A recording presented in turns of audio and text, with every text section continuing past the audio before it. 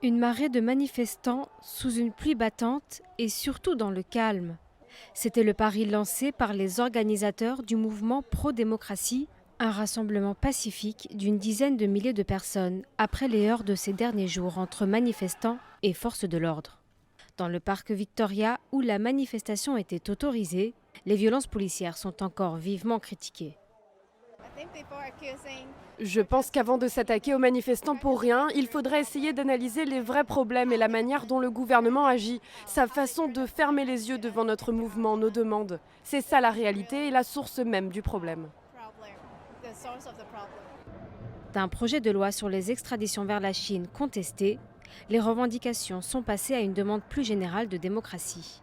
Certains ont bravé l'interdiction de la police en marchant dans les rues de Hong Kong, une manière pour les manifestants remontés depuis 10 semaines de faire savoir qu'ils ne courberont pas les chines. Hong Kong est connu pour être la perle de l'Orient. Beaucoup de gens font des affaires ici, le monde entier pense que Hong Kong est un lieu sûr.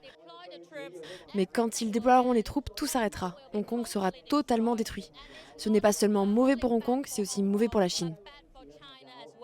Car avec des troupes postées à la frontière à Shenzhen, la Chine menace toujours d'intervenir contre ceux qu'elle taxe de terroristes.